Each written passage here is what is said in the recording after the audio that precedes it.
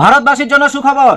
একদিকে ইরান ও ইসরায়েল যুদ্ধ যখন চরম সীমায়, ঠিক তখন এই ভারতের জ্বালানি নিরাপত্তা নিশ্চিত করতে এক বিরাট পদক্ষেপ নিল ভারতীয় নৌবাহিনী। হরমুজ প্রণালীতে আটকে পড়ে থাকা ভারতীয় গ্যাস ও তেলের জাহাজগুলোকে বাঁচাতে এখন ময়দানে ভারতের শক্তিশালী যুদ্ধ জাহাজ। কেন ভারতের এই সমুদ্র পথে এত জরুরি, আর ড্রোন হামলা আর ভয়ে মাঝে কিভাবে ভারত নিজের তেল ও গ্যাস সুরক্ষিত রাখছে, বিস্তারিত জানবো আমার আজকের এই ভিডিওতে।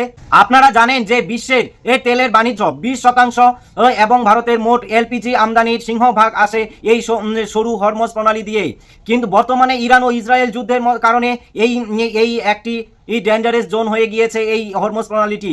বিশেষ করে ড্রোন ও মিসাইল হামলায় আশঙ্কা বিদেশি জাহাজগুলো এই পথে আসতে ভয় পাচ্ছে।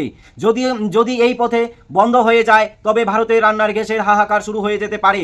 ভারত সরকার কিন্তু হাত গুটিয়ে বসে নেই। পেট্রোলিয়াম মন্ত্রক হরদীপ সিং পুরী আজ স্পষ্ট জানিয়েছেন যে ভারতের পথে আসা 92,000 মেট্রিক টন এলপিজি ভর্তি জাহাজগুলোকে এসকর্ট করে ভারতীয় নৌবাহিনী আনছে।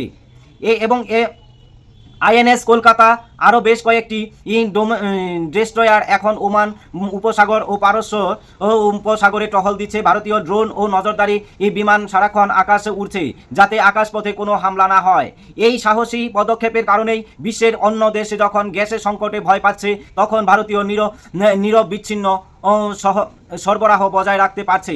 ভারতের প্রধানমন্ত্রী এবং ভারতের বিদেশ মন্ত্রক সরাসরি মধ্যপ্রাচ্যের দেশগুলোর সাথে যোগাযোগ রাখছে। ভারতের এই নৌ শক্তি প্রদর্শন কেবল গ্যাস বাঁচানোর জন্য নয়, বরং বিশ্বকে এই বার্তা দেওয়া যে ভারতে নিজের স্বার্থে রক্ষায় পৃথিবীর যে কোনো প্রান্তে লড়াই করতে প্রস্তুত। এর ফলে ভারত মহাসাগর অঞ্চলে এই ভারতের দাপট আরও কয়েক গুণ বেড়ে গেল। আপনি কি মনে করেন যে ভারতীয় নৌবাহিনী এই হস্তক্ষেপে কি গ্যাসের দাম কমাতে সাহায্য করবে, নাকি যুদ্ধের কারণে পরিস্থিতি আরও জটিল হবে? আপনার মূল্যবান মতামত অবশ্যই কমেন্টে জানাবেন।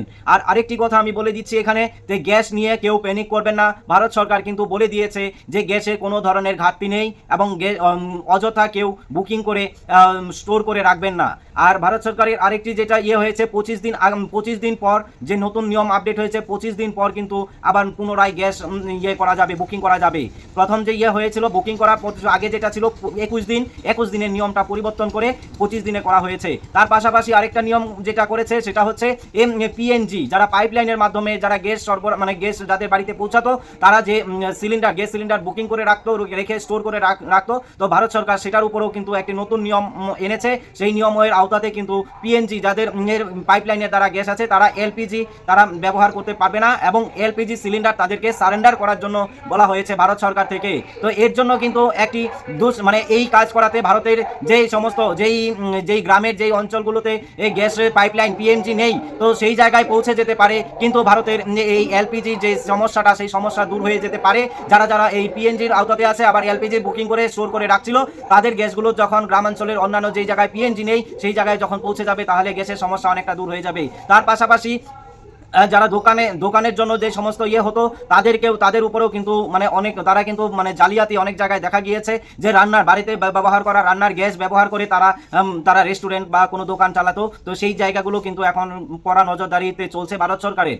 যে ভারতের এই পদক্ষেপে আপনার মতে কি মনে হয়, যে ভারত সরকার যে পদক্ষেপ নিয়েছে এই গ্যাসের এই সংকটের সময় যুদ্ধ পরিস্থিতিতে, তো সেটা কি সঠিক না ভুল? অবশ্যই একটু কমেন্টসে আপনার মতামতটা দিবেন, তাতে আমি আরও উৎসাহিত হব। আমি এই জায়গায় নতুন, তোমাদের ভালোবাসা পেয়ে এগিয়ে যেতে চাই। আর ভিডিওটি যদি ভালো লাগে অবশ্যই চ্যানেলটিকে সাবস্ক্রাইব করে লাইক কমেন্ট শেয়ার করে ভালোবাসা দিয়ে পাশে রাখবেন। জয় হিন্দ।